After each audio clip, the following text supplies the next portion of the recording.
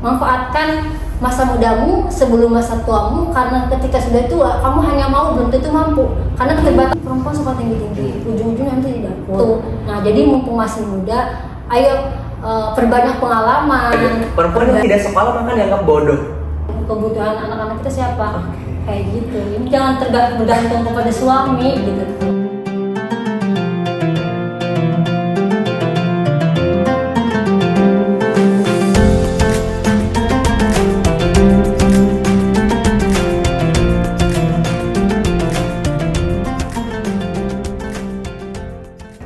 Assalamualaikum warahmatullahi wabarakatuh. Salam sejahtera untuk kita semua. Salam Om Swastiastu, Namo Buddhaya, salam kebajikan.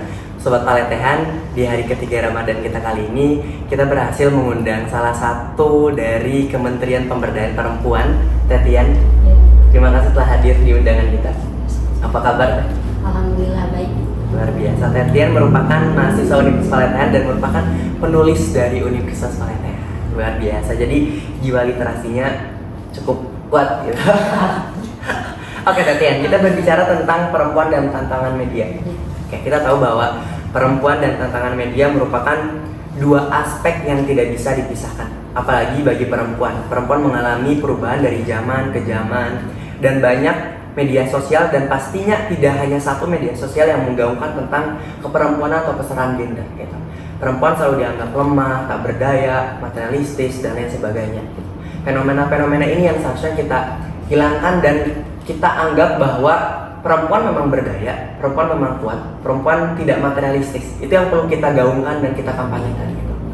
Mungkin dari Tetian sendiri, mungkin saya ingin meminta tanggapan dari Tetian tentang tekanan yang diberikan dunia pada perempuan. Salah satunya di pendidikan. Perempuan yang sekolah tinggi dianggap tidak sopan, susah jodoh. Biasanya kayak gitu ya. Susah jodoh. Perempuan yang tidak sekolah maka dianggap bodoh, beban. Di bidang ekonomisnya, perempuan yang tidak bekerja menjadi beban juga. Perempuan yang bekerja punya kedudukan strategis dianggap tidak sopan, melangkahi kepala laki-laki dan sebagainya. Bagaimana pandangan Tetian melihat fenomena yang buruk ini? Oke, kalau pandangan yang pribadi terhadap pandangan-pandangan yang tadi Rizal jelasin itu, Rizal paparan itu, menurut yang pribadi yang berpandangan ngapain sih perempuan sekolah tinggi-tinggi? Iya. Nanti ujung-ujungnya dia kerja di dapur. Iya. Ngapain sih harus kerja, harus sambil kuliah gitu tuh. Atau nanti juga bakal dinafkahin sama suami gitu. Iya. Nah, kita sebagai perempuan Allah itu udah mengkudatkan masing-masing gitu tuh. Walaupun kita nggak diwajibkan untuk bekerja, tapi kan kita kan sebagai perempuan itu nanti jadi madrasah pula buat anak-anak kita. Jadi madrasah pertama untuk anak-anak kita. Nah, ketika kita tidak sekolah, ketika kita tidak berpendidikan, lalu kita mempersiapkan generasi-generasi yang akan datang untuk anak-anak kita nanti, bagaimana gitu. Kan kita juga harus membutuhkan ilmu yang cukup banyak gitu tuh. Mungkin dalam segi pendidikan sekarang kita masih jadi mahasiswa yang terfokus untuk diri sendiri gitu. Jadi kita untuk sekarang kita hanya fokus untuk diri sendiri, tapi jangan terlalu fokus ke diri sendiri juga gitu tuh. Kita tahu bahwa di zaman sekarang tekanan terhadap perempuan itu begitu besar. Di sektor pendidikan salah satunya Tetian. Perempuan yang sekolah dianggap untuk apa sekolah tinggi? Kamu akan ke dapur, akan mengurusi anak, ilmu yang kamu timba selama S1, S2 tidak akan terpakai gitu. Jadi ilmu yang kamu terpakai hanya cuci piring, ngasuh anak, masak, itu doang gitu. Itu salah satunya. Di sektor ekonomi, perempuan yang memiliki kedudukan tinggi, strategis, baik dianggap tidak sopan, melangkahi kepala laki-laki. Apa pandangan Tetian melihat fenomena buruk ini? Oke, kalau pandangan yang pribadi terhadap tadi yang dijelasin, ketika emang ngapain perempuan suka tinggi-tinggi, ujung-ujungnya nanti di dapur, ujung-ujungnya nanti masak, ujung-ujungnya nanti di kasur, nggak ada tuh nanti ilmu S2-nya nggak bakal kepake. Kata siapa? Kita belajar, kita berpendidikan, ya pasti ada timbal baliknya dong. Ada ilmu yang kita dapat, ada manfaatnya juga. Selain untuk diri kita sendiri, untuk orang lain. Apalagi kita sebagai perempuan, kita pasti akan menjadi madrasah sekula atau madrasah utama untuk anak-anak kita, untuk generasi-generasi yang akan datang. Lalu bagaimana ketika kita menjadi sosok seorang ibu, ketika kita tidak berpendidikan, itu bagaimana dengan generasi nanti yang akan datang? Kita harus mempersiapkan bekal-bekal atau ilmu yang nanti untuk masa depan kita. Kita mungkin sekarang menjadi mahasiswa terfokus diri sendiri. Nanti kan kita nggak bakal jadi mahasiswa aja pasti ya, akan menjadi seorang menjadi istri atau suami. Nah dari segi itu pun kita harus mempersiapkan dari sekarang. Jangan ketika kita sudah menikah kita baru mempertanyakan gimana ya jadi istri, gimana ya jadi seorang ibu. Aduh belum siap nih, padahal dia udah nikah gitu, padahal dia udah mempunyai anak. Dalam lingkup itu dia ketika dia punya anak, punya suami, gimana ya, saya nggak bisa bagi waktu gitu. Dan fenomena itu sekarang banyak ya? Iya, banyak banget kan. Malah dia kayak menyalahkan diri sendiri gitu tuh. Ternyata gini ya jadi seorang ibu. Gue capek-capek sekolah S2, ujungnya kayak gini. Ya kembali lagi ke diri kita. Ketika kita yang bisa menjawab dengan sebaik mungkin, gimana jadi seorang istri, jadi seorang ibu, jadi seorang wanita karir, kita bisa menjawab itu dengan sebaik mungkin. Toh bukan 1-2 orang, banyak di luar sana yang dia jadi wanita karir, jadi istri yang sukses, jadi ibu yang baik untuk anak-anaknya banyak gitu. Kayak gitu. Jadi pandangan orang-orang tentang perempuan itu hanya bisa satu bidang, hanya bisa jadi ibu yang baik, tidak bisa menjadi istri yang baik. Tapi ternyata tidak. Bisa jadi istri yang baik, ibu yang baik, anak yang baik untuk orang tuanya, atau diri yang lebih baik untuk dirinya sendiri. Jadi dia bisa menjadi apapun gitu. Bisa menjadi apapun dan multi talent ya. Menurut yang pribadi, wanita itu multi talent. Iya benar. Apapun itu kayaknya dia bisa. Iya benar. Iya. Dia kerja cari uang, iya. Padahal kan emang dalam Islam wanita itu enggak diwajibkan untuk bekerja. Dia kan dinafkahi oleh suami yang bisa kerja, dia wajib kerja kan suami yang menafkahi. Tapi kita kan nggak bergantung kepada suami itu gitu tuh. Ketika emang nauzubillah kan kita nggak tahu ya, namanya rezeki kan turun naik gitu tuh. Roda kehidupan berputar. Ketika suami kita mungkin lagi nggak ada rezeki, nanti untuk kehidupan keluarga kita siapa, kebutuhan anak-anak kita siapa, kayak gitu. Jadi jangan bergantung kepada suami gitu tuh. Punya power sendiri. Iya, punya power sendiri. Dan yang menariknya adalah Tatian, kita tahu bahwa wilayah-wilayah kuat atau kekuatan-kekuatan kuat selalu diawali oleh ibu kota, bupati. Berarti dalam arti ya, kata ibu itu memiliki kata yang lebih kuat daripada seorang bapak. Dan kita mengiyahkan kalimat itu sebab ya ibu kota, Iya betul. bupati, dan itu memang dianggap lebih kuat dalam bentuk pertama pertahanannya, kemudian peraturan yang dibuatnya. Jadi balik lagi ke seorang ibu atau seorang perempuan, ya mereka punya kendali penuh, punya kekuatan lebih besar daripada apa yang kita bayangkan. Dan Tatian sendiri melihat fenomena-fenomena perempuan di zaman sekarang yang memang menggunakan media itu melampaui batas, yang berdampak pada degradasi moral pada perempuan. Tanggapan Tatian bagaimana? Tanggapan tentang sosial media zaman sekarang yang orang tuh gimana ngikutin tren yang ada sosial media. Rambutnya diwarnain, yang tadinya dia berhijab, pengen lah kayaknya bagus deh, kayaknya cantik deh. Dia tuh kayak ngikutin tren tapi nggak punya pendirian sendiri gitu tuh. Gimana sih jadi diri yang baik, gimana sih jadi wanita yang benar-benar menjaga kehormatan seorang wanita. Cuman karena tren dia ikut-ikutan gitu tuh. Padahal tren itu menurut kita nggak baik gitu tuh. Jadi seakan-akan hidupnya itu disetir sama FYP. Iya, FYP. Kalau FYP muncul tentang ini, kayaknya ini seru deh gue ikutin. Betul. Jadi pada dasarnya perempuan itu tidak salah menggunakan media. Tidak salah sama sekali. Yang harus kita ngomong itu diri kita pribadi. Media nggak salah, cuma dari kita pribadinya sendiri kita bisa nggak menggunakan media itu sebaik mungkin. Bahkan media mempermudah kita. Iya, media mempermudah kita informasi, segala apapun itu kan sekarang ada di media sosial. Jadi banyak manfaatnya juga. Tergantung kita pribadi lah. di media sosial tuh ada moderatnya juga, ada bermanfaatnya juga, tapi itu kembali ke kita carinya itu yang mana, kita mau aplikasi itu yang mana, kayak gitu. Saya bertanya langsung ke Tetian aja nih, sebagai perempuan, sebagai muslimah, sebagai mahasiswa. Tetian sendiri menggunakan media sosial bagaimana? Apalagi sekarang saya lihat-lihat sibuk tugas akhir.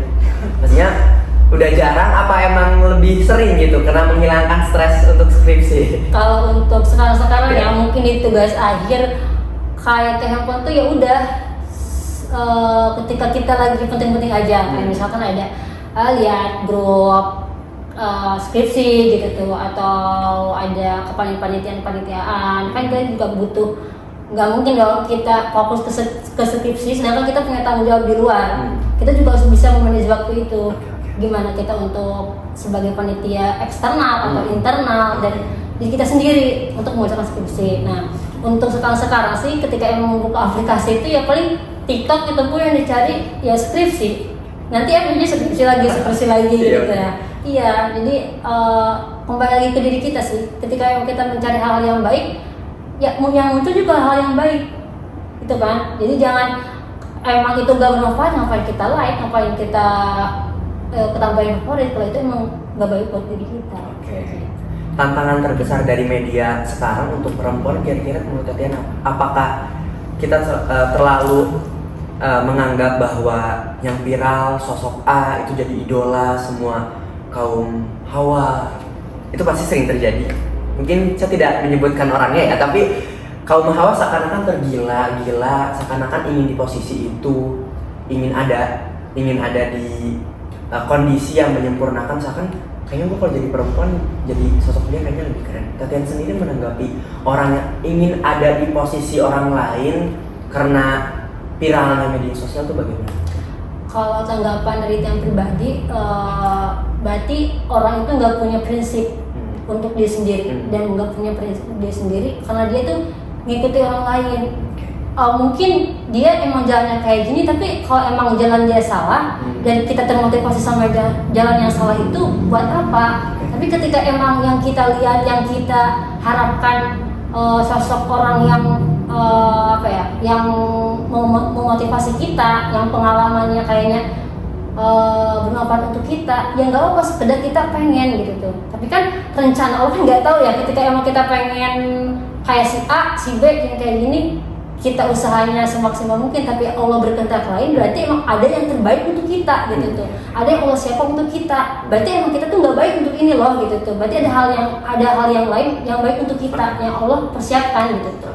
Kayak gitu. Nah, Tetian sendiri sebagai muslim melihat fenomena banyaknya kasus tentang perempuan di media sosial yang kabarnya miris ya, dilecehkan, dibunuh.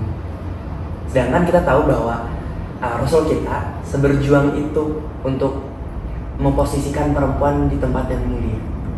Apa rasa Tetian sebagai perempuan melihat sesama perempuan dalam kondisi seperti itu? Ya, mungkin kalau zaman sekarang miris ya. Zaman Rasulullah wanita itu benar-benar dihormati, benar-benar dijaga, karena kehormatan wanita itu benar-benar sampai Anissa kan perempuan, itu ada kan dijelaskan dalam Al-Quran khusus, ada kan Surat An-Nisa khusus untuk perempuan. Saking cintanya Rasul, saking cintanya Allah, saking terhormatnya wanita sebagai wanita itu. Oke, saya bertanya sebagai Tetian sebagai muslim, dan itu benar adanya. Oke, Tetian, melihat fenomena yang kini ada di permukaan, perempuan seakan-akan tidak memiliki nilai, dilecehkan, dibunuh. Sedangkan kita tahu bahwa Rasul kita seberjuang itu, Tetian, untuk memposisikan perempuan di ada tempat yang mulia. Tetian sendiri melihat fenomena yang kini seakan-akan tuh merenggut semua kehidupan. Apalagi Tetian sebagai perempuan melihat teman perempuannya seperti apa? Pandangan tetap zaman sekarang tentang wanita yang mungkin banyak dilecehkan, tidak dihormati. Kita sebagai wanita sudah berusaha untuk menutup aurat, sudah berusaha menjaga kehormatan kita. Tapi ada aja yang melakukan pelecehan, apalagi ketika kita tidak menutupi aurat, apa kabar gitu ya. Dan yang mirisnya itu di zaman Rasulullah itu wanita benar-benar dimuliakan, sangat dimuliakan. Ketika ada seorang kaum kafir ya yang melecehkan wanita, Rasulullah nggak segan-segan membunuh dia. Iya, membunuh dia, segan-segan. Membunuhkan, maksudnya. Oke. Jadi Rasulullah itu sangat menjaga kehormatan wanita gitu. Bahkan di dalam Al-Quran pun ada kan surat An-Nisa yang menjelaskan wanita itu bagaimana, jadi sosok wanita itu bagaimana gitu tuh. Diabadikan. Ya diabadikan, saking emang terhormatnya dan emang semulianya itu sebagai wanita. Bahkan ketika ada mungkin Rijal udah sering dengar kayak hormati ibu 3 kali kan, sampai disebutkan saking terhormatnya, saking mulianya sebagai sosok wanita gitu. Kayak gitu. Jadi miris ngelihat sekarang orang-orang yang nggak ngelihat perjuangan Rasulullah gitu tuh, sampai beliau mati-matian gitu ya membela seorang wanita gitu tuh, saking mulianya wanita di zaman itu. Sekarang kembali lagi ke wanita-wanita yang dia muslimah cuma karena mengikuti tren kayak buka hijab, ikut-ikutan buka hijab, padahal kan kode dia tuh untuk menutup aurat gitu tuh. Oke, teman-teman sobat paletehan, ternyata perempuan dan media tidak salah sama sekali. Tidak salah sama sekali. Di tengah tantangan zaman sekarang, bahkan media bisa digunakan sebaik mungkin oleh perempuan. Mari gaungkan tentang kesetaraan gender. Dan Tatian, terima kasih telah hadir di undangan kita, dan semoga kita bisa bertemu di diskusi yang sama berikutnya. Terakhir, saya minta pesan-pesan untuk sobat paletehan, untuk sobat paletehan, untuk muslim dan non muslim, buat tetap menjadi perempuan yang berdaya, yang tidak dianggap lemah, yang kuat. Mungkin pesan-pesannya dari yang pribadi untuk para perempuan, kita harus punya prinsip pribadi, harus punya prinsip yang kuat. Jangan terbawa sama omongan ngapain berpendidikan tinggi-tinggi, nanti kembali ke diri kita sendiri. Ketika kita emang berpendidikan, tujuan kita untuk apa? Tujuan kita itu untuk bermanfaat untuk orang lain atau untuk diri kita sendiri? Ketika emang tujuan kita untuk bermanfaat orang lain, karena kan ketika kita berpendidikan tinggi pasti ilmu makin bertambah, pengetahuan kita makin luas. Jadi kan kita bermanfaat untuk orang sekeliling kita. Bahkan nanti ketika kita sudah menikah atau menjadi seorang ibu, itu sangat bermanfaat sekali gitu untuk mendidik generasi yang akan datang. Nah, dan mungkin sekarang kita masih menjadi mahasiswa ya, jadi terfokusnya untuk diri kita sendiri. Nah, ketika mumpung masih jadi mahasiswa dan belum banyak tanggung jawab yang semakin berat lagi, karena sudah memasuki fase yang namanya menjadi istri atau ibu, itu semuanya gak mudah, butuh bekal ilmu yang benar-benar lama gitu untuk mempersiapkan itu. Nah, maka dari itu tentu mengajak kita sebagai perempuan jangan hanya berdiam di kelas, hanya cuman belajar, karena ilmu itu nggak bisa dapat di kelas saja gitu. Di luar kelas pun tuh banyak banget ilmu, tapi tergantung kita pribadi yang mencari ilmu itu. Ilmu itu nggak datang sendiri, kita yang nyari gitu tuh. Ketika kita emang ini nggak mau belajar di kelas aja gitu tuh, pengen cari pengalaman yang lebih banyak lagi, ya udah di luar, ikut organisasian, ikut panitiaan, tapi itu yang bermanfaat bagi kita gitu tuh, yang benar-benar ada manfaatnya untuk diri kita sendiri. Jadi manfaatkan masa mudamu sebelum masa tuamu, karena ketika sudah tua kamu hanya mau belum tentu mampu, karena keterbatasan ya. Ketika sudah tua tuh keterbatasan kita dalam fisik, keterbatasan kita dalam segala hal, kita gak bisa melakukan aktivitas itu. Nah, jadi mumpung masih muda, ayo perbanyak pengalaman, perbanyak pengalaman yang bermanfaat untuk diri kita sendiri. Terima kasih. Terakhir dari saya sebagai tuan rumah, jadi perempuan yang berambisi itu tidak salah, punya pendidikan tinggi tidak salah, punya kedudukan yang baik tidak salah, bahkan menjadi perempuan yang bisa setara dengan laki-laki itu adalah satu hal yang luar biasa. Dan terima kasih untuk Sobat Paletehan telah menemani kita di Kurma di hari ketiga, dan saksikan terus Kurma Kuliah Ramadan Universitas Paletehan. Saya Rizal tuan rumah dan Latihan selaku tamu undangan. Terima kasih. Assalamualaikum warahmatullahi wabarakatuh. Terima kasih.